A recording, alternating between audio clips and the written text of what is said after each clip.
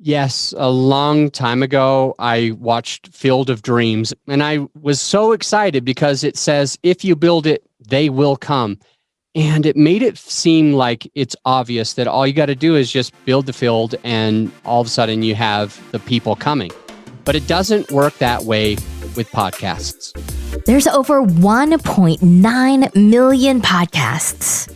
Most of them never see the results they expected. They want to monetize, but their show ends up costing them money, and they never achieve the listenership they desire. This show will help you launch, grow, monetize, and inspire with your podcast. Get ready to take notes, because here's your host, Adam Adams. Thanks for joining us again for a Pitfall. Pitfall number 16 is this giant misconception with other podcasters that they think that just because they have a podcast, they're all of a sudden famous. I'm your host, Adam A. Adams, and I just want to squash this for you so that you understand what you need to do to be able to actually start getting your podcast out in front of the right people. So if you build it, they will come. Yes, I watched that movie when I was younger called Field of Dreams. Such an inspiring movie, right? Field of Dreams, such an inspiring movie. And in that movie, this guy's out in a giant cornfield, I think is a cornfield, and he keeps having like this dream, if you build it, they will come. And at the end of the whole movie, you feel so inspired that all you got to do in order to grow your brand, in order to whatever, is just to build it. The problem is that they miss a lot of other pieces to that movie. Like the guy didn't just have a baseball field and all of a sudden everybody just started playing there and all of that. It doesn't work that way. You know, the way that it works is if you market it, they will come, right? If you market it, if you get out in front of people, if you pay for advertising, if you do your social media, if you create quote cards and audiograms and videograms and other types of promotional material, and if you connect with others. So what is it that's going to get you to the next level? What is it that's going to help you to be able to grow your podcast? Here's 5 tips right now. First, you want to get on other people's shows. Second, you want to utilize some social media hacks that others aren't using. Third, paid marketing, paid advertising. Fourth, get non-famous guests. And fifth is you want to engage with your avatar. And I'm going to teach you what ask means. That's ASKC. Ask. ASKC. All right. Number 1, going back to getting on other people's shows. How do you get on other people's shows? Well, if you scroll down to the show notes in the resource area, there's going to be 3 links for you. One of those links is to a friend of mine. His name is Alex Sanfilippo, and Alex is the founder and owner of a company called Podmatch. Podmatch is mostly a free platform, and it allows you to be able to connect with other podcasters who are also looking for guests. Now, the truth is, you just can't avoid this. For the most part, most of the people on there are really looking to be a guest. And there's a free version and a paid version. The paid version allows you to more easily be a guest. However, I'm about to share with you a hack that's going to work on Podmatch and these other 2 resources. All right, resource number 2 is a place called PodBooker. PodBooker is another platform. My team we pay for it. I think it's like $30, but PodBooker, that link will be also in the show notes. And I'm about to share with you because a lot of the people on there, they want to get their message out. So they're trying to get on your show. It's a little less common that they are specifically asking you to be on their show. But again, I'm about to share with you a hack that allows you to be able to do this at a very low cost, very low time, and to get booked on more people's podcasts that are on Podmatch or PodBooker. And the third option is a paid option, an absolute paid option. They don't have another version for it, but it's also more hands-off. So on Podmatch and PodBooker, you are either yourself going to be jumping on there and connecting with people, or you're going to have like a virtual assistant. That's what I do. I have a VA, And with that VA, they connect with people and they do my special trick that I'm about to share with you. And then on this other paid platform, it's called Interview Valet. Now, with Interview Valet, depending on your budget, this might feel expensive, or it just might feel like an incredibly awesome investment.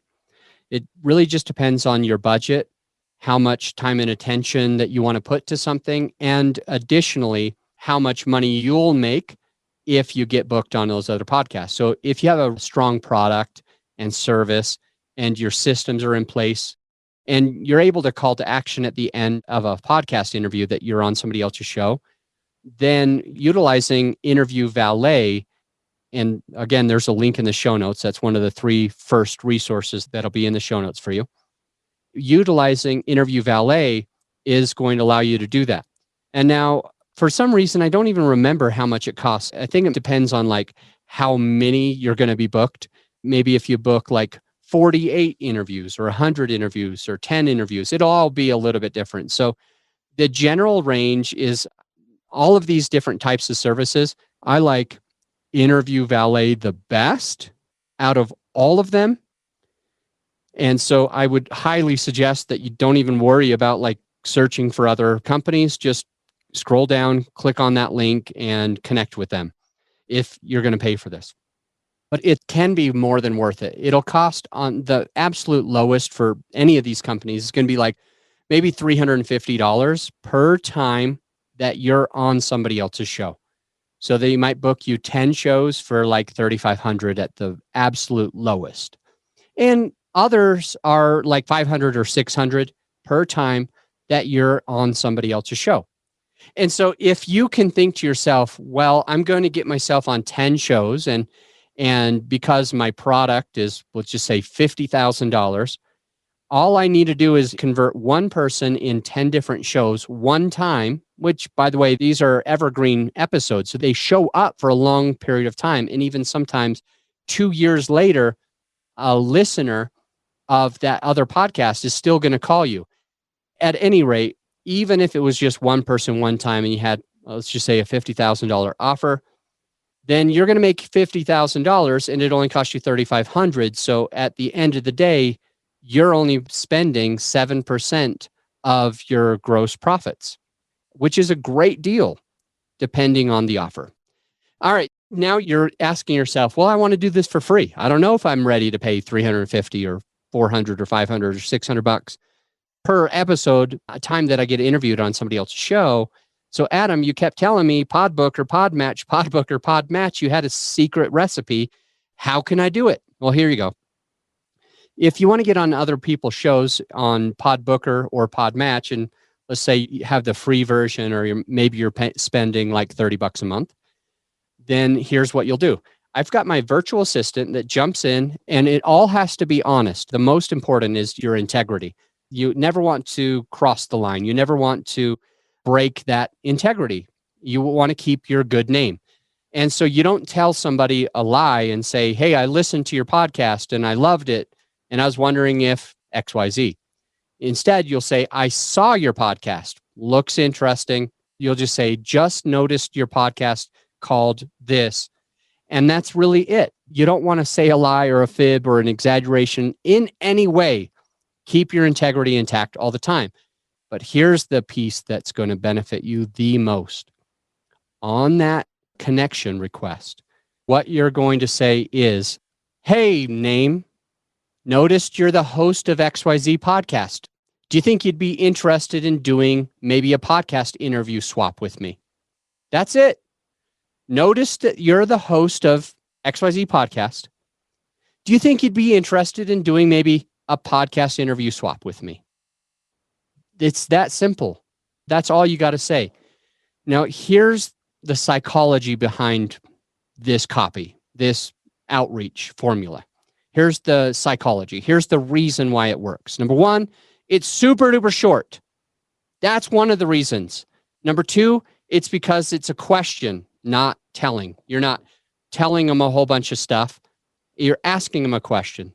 So human beings have a hard time not engaging when they have a question. So You want to be the person to ask questions, not tell them a whole bunch of things. The third reason why this works is because there's no link. You're not telling them a whole bunch about you. You're not giving them a link. It doesn't seem like spam or feel like spam. And so you'd even be able to have a virtual assistant do this. Notice that you're the host of the podcast about pens. Notice that you're the host of the podcast about pens.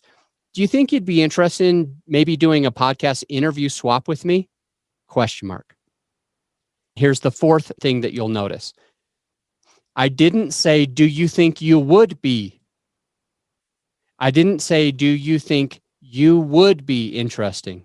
I didn't say, noticed you are the. I didn't say those. So carefully pay close attention here. This is more valuable than it might sound at first. Noticed your, Y-O-U''re. Those conjunction words, the connected words where you put the apostrophe, are more likely to come across as you're just speaking to a friend. And it goes back, do you think you'd, Y-O-U''D, do you think you'd be interested in maybe doing a podcast interview swap? ? The other piece of psychology, why this works, besides being short and making it feel like you're just speaking with them and not being overcomplicated, not telling them too much, is really because it incites a little bit of curiosity. Well, they don't know what your podcast is, so they're probably going to reply with something to the effect of, what's your podcast? Yeah, maybe. I might be interested. Tell me a little bit about your show. And so now you can start having more of an authentic, genuine feeling conversation because of the way that that comes across. So to get on other shows, use those 3 links and use that special tip. Notice you're the host of the XYZ podcast. Do you think you'd be interested in doing maybe a podcast interview swap with me? ? So that was getting on other shows. The second one was social media hacks. So what social media hacks should you use? I'm going to make it easy on you, and I'm going to just say whatever new platform they have, whatever the newest platform is, and or whatever the newest piece of that platform. So for example, when stories first came out, like Instagram stories, Facebook stories, and now even LinkedIn has stories. When the stories first come out, those platforms, they highly favor that new thing. So a social media hack that you can utilize is utilizing whatever's the new thing. For example, they've got Reels. TikTok has those Reels. Clubhouse comes out and everybody blows up in the beginning. And then in the end, after that's happened, the new people don't get quite as much value. So social media hacks is using the new thing. That would be one of the big benefits. So another example of the social media hack is utilizing something like Facebook Live. So you want to go live on Facebook while you're recording, and that's going to be able to help you to get in front of the most amount of people, because Facebook says, hey, still, even though this has been out for a little while, it's like not very many people are actually using this yet. People still seem like they're feeling afraid to put themselves out there. So they're still pushing that out and they're getting the most amount of traction. So you could literally record a podcast episode with a Facebook Live. So there's just a few things with social media hacks that can really get you to the next level. Other ideas with social media hacks is, just like I mentioned in the copy for getting on other people's shows on PodBooker and Podmatch, when you're on social media, one of the things that you can do if you're making a post is ask more questions instead of tell people things. Instead of maybe putting a link to your show, ask them if they would like a link to the show. Now you're getting engagement, which is really going to benefit you. And so social media is really going to put you out in front of the most amount of people that they can. The third piece that was in there was paid marketing.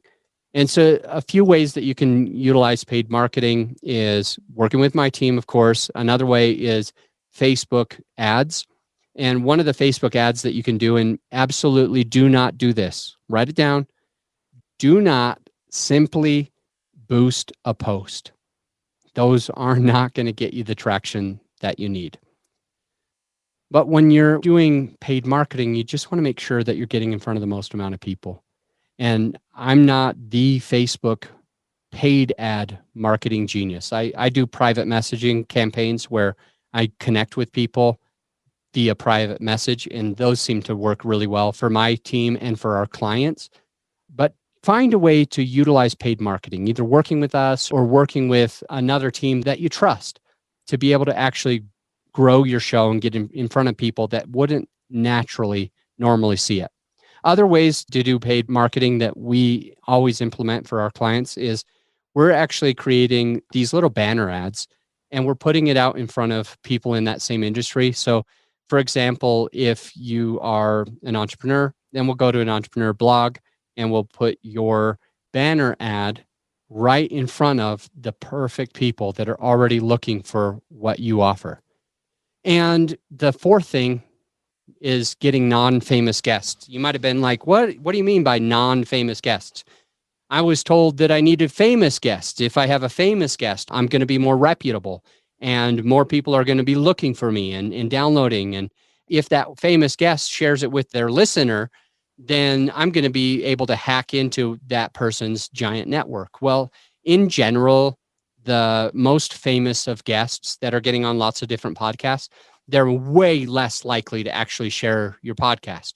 Now, you could prove me wrong every now and again, I'm sure, because there's an exception to almost every rule out there. But in general, if you have a non-famous person, more of a regular, guy or gal, what's going to end up happening is they're going to be really proud. They're going to be really grateful. They're going to be really excited that they're on your show, and they're more likely to share it. For example, now that I've been interviewed on, I don't even know now, once it got past around 115, 120 episodes, I stopped counting. So we'll just say 130, 140, something like that. Once I got on that many podcasts, I just really stopped spending the time and effort to share it. Everybody's like, I want you to share my podcast episode. And in the beginning, I shared a lot of them. I was so proud. I was so excited. I was so grateful that I joined somebody on their podcast. And now it's more difficult. It's not that I'm a jerk, and it's not that I don't want to serve anybody. It's just, I have a message. My message needs to get out. And every single time that I'm on somebody's podcast is not going to be easy for me to do that. So you want to find as many guests as you can where it might be their absolutely first time that they've ever been on a show. If it's their first time ever, they're even more likely to share it. And as you do that, and you have a lot of non-famous guests that haven't really been on other people's shows yet, they're more and more and more likely to share that show with other people. Now, the fifth thing is to really engage. And so it's the acronym ASK, A-S-K-C, ASK. All right. So ASKC. You want to, A, answer your avatar. So you can go to this place called Answer the Public, write it down, Answer the Public. That will be in the show notes as the fourth place that will help you to be able to, the fourth resource in our show notes. But the ASK, A-S-K-E, Answer the Public. That's the A, answer your avatar. So you go to answerthepublic.com, you find out what your avatar is already asking for, because you can locate it by genre, by niche, and you can find out what questions your perfect listener would already be asking, and then you answer their question. So that's the A. The S is to speak to your avatar. And one thing that I'm a huge advocate for is speaking with your avatar. So I work hard on this podcast to be my natural self. I know it sounds crazy, but it's not natural to sound just like yourself. Well, at least for me, I generally want to impress everybody. That's what comes out of my head is, don't say something, don't F it up, just make sure that you're perfect. You don't want to show your flaws. Normally, that's what I'm doing is I'm self-critical, and I always am like, you want to impress everybody the best. And I'm just not the most eloquent person. So here I am, when I'm saying speak to your avatar, I need you to sit down and be comfortable enough to just have a conversation. Right now, I'm literally imagining you. I know it sounds creepy, right? It sounds so creepy, but I'm actually envisioning that I'm sitting right next to you. You and I might be having a drink, a beverage, coffee, beer, whatever it is, or you and I might be on a drive. Here we are driving across the country, going on a road trip, or we're just heading to work, or we're having a conversation in the gym. Whatever it is, I'm specifically envisioning that I'm having a conversation with you and you alone. And as I'm speaking with you, my avatar, as I'm having a conversation with you, as I'm working hard to make sure that I'm not trying to be too perfect and just being myself, it's making it feel like you and I are actually sitting down, having a conversation. And I'm pouring into you and your business, and I'm pouring into your podcast one-on-one. So when you speak to your avatar, I want you to also work as hard as you can to be yourself and to pour into his or her business and to make sure that you feel comfortable doing it. You just feel like yourself. You're not trying to be too perfect. You're not reading some script. You're just speaking to your avatar. So that's the S. The K is to know your avatar, to know and understand who that person is. So when you know that person, how many kids they have, where they went to school, what they struggle with, all of those things, when you totally understand and know your avatar, that's the K in ask, ASKC. When you know who you're speaking with, you're able to understand what they're going through. For me, I work really hard to distance myself from just what I want to give. And I try to think, what do you need? How do you need it to be delivered so that you get the most out of this? So that's what I'm doing, and that's what you should do. You should sit down and try to understand exactly how to speak to that person.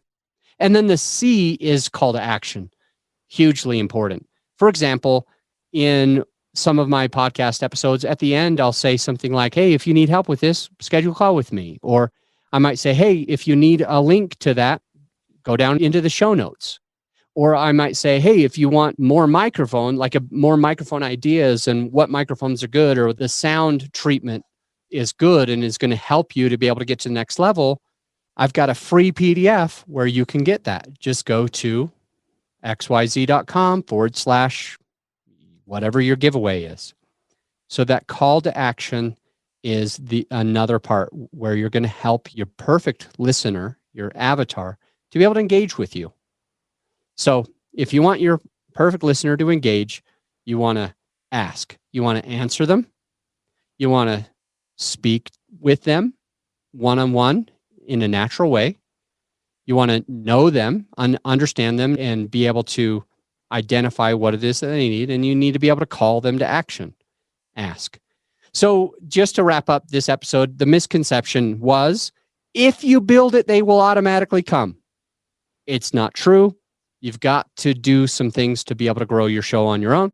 The 5 things that we shared with you today were: get on other people's shows. I give you 3 really good ways that you can do that. Utilizing social media hacks. I gave you a few different ways to utilize social media better. Paying for marketing is the 3rd one. The 4th one was to work with non-famous guests. And then the last one was to engage by using the 4-letter acronym for ASK. And my call to action for you now, of course, first off, go into the show notes and grab those links so that you can have those resources. But what I really wanted to share with you is a call to action is that this show is growing. This podcast that I'm building myself with your help is starting to grow. And one thing that I can't do on my own is I can't automatically connect with your friend. So if you have a friend who's a podcaster and needs to hear this, that's my call to action to you. Share this episode with that person. Say, here's something I think you need to listen to. This will help you be able to get in front of more people. That's my ask. Call to action for you today is share this podcast with a friend. And I will see you on the next episode. This episode is brought to you by GrowYourShow.com. Grow Your Show lets you be the star of your show while we handle all the hard stuff. We offer reliable and affordable post-production services that allow you to grow your show organically without all the work. So go ahead and check out the website right now and feel free to schedule a call with me and let's take your show to the next level. Again, growyourshow.com. You just press record. We handle the rest.